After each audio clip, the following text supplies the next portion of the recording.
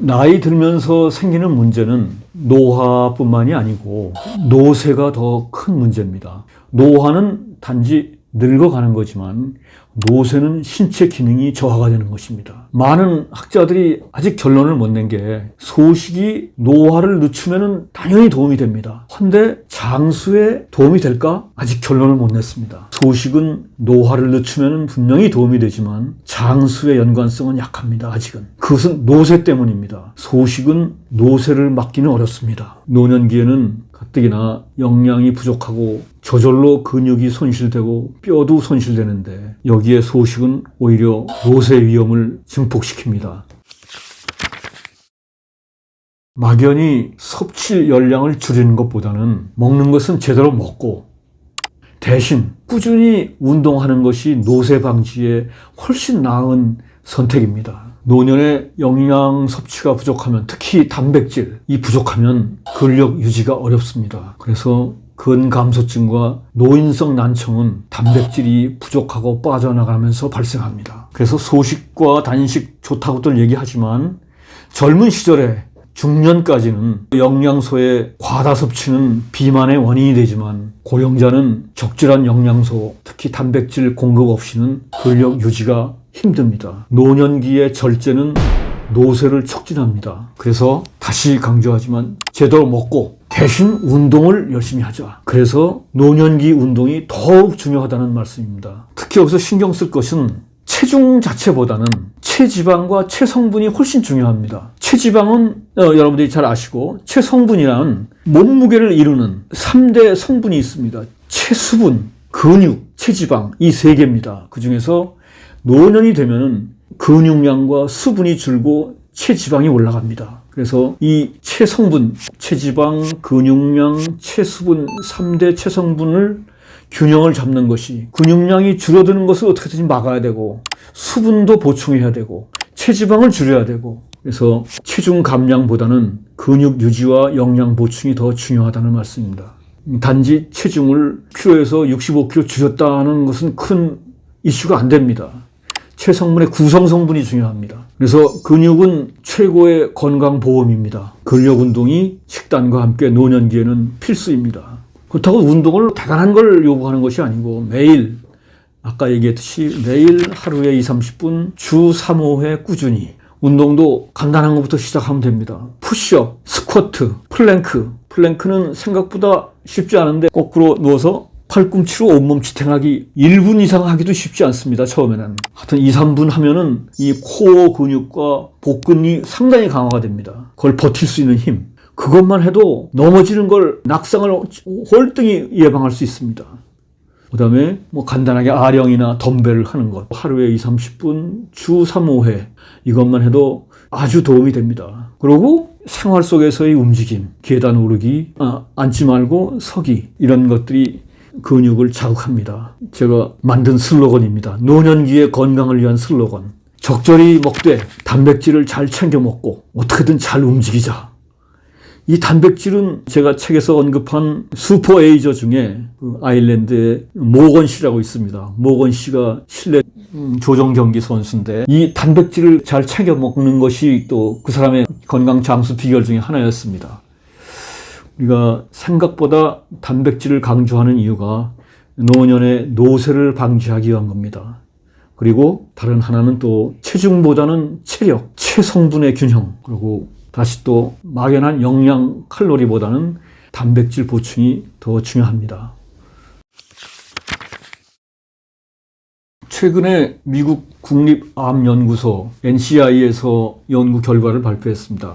종합 비타민제는 수명 연장에 도움이 되지 않는다. 그리고 매일 섭취해도 사망 위험을 줄인다는 어떤 증거도 발견하지 못했다. 돈 낭비하지 마시라고까지 충고합니다. 대신에 이 부족한 비타민이나 미네랄 등은 필수 영양소로서 식단에서 섭취하시라고 합니다. 최근에 푸드 시너지라는 개념이 재조명받고 있습니다. 생물학에는 유명한 명제가 있습니다. 부분의 합이 전체가 아니다. 세포의 합이 조직이 아니고, 조직의 단순한 합이 장기가 아니고, 장기의 단순한 합이 생명체가 아닙니다. 식품도 살아생전에는 우리와 똑같이 하나의 생명체입니다. 영양소의 단순한 합이 식품이 아닙니다. 그런데 식품을 놓고 그 성분을 하나하나 나누어서 분석하고 접근하는 연구에 대한 비판이 많습니다. 예를 들어 설명하겠습니다. 도마도는 암에 걸릴 위험을 낮춘다 라는 연구 결과를 발표했습니다. 그런데 연구자들은 그런 연구 결과로는 성이 차지 않습니다. 현대 과학에서 요구하는 것은 도마도에 도대체 어떤 성분이 어떠한 기전을 통해서 암을 낮추는지를 밝혀야 됩니다. 그냥 대중들의 여러분 리코페닌이 많이 들어있는 도마토를 드시면 항암 작용이 있습니다. 과학자들이 밝혀냈으니 앞으로 도마토를 많이 드세요 라는 걸로 끝나지 않죠. 리코페닌을 만든 보충제나 신약 등 부가가치 있는 연구 개발로 이어지게 됩니다. 도마토를 많이 먹으면 암을 예방한다 이런 얘기는 아무런 도움이 안 됩니다. 왜냐하면 도마토는 특허를 낼 수 없는 그냥 자연식품입니다. 그런데 도마토의 특정 성분 리코페닌을 추출하여 이것을 제품화시키면 그건 특허를 낼 수가 있습니다. 식품회사, 제약회사, 건강학자 모든 사람들의 관심은 특허에 있습니다.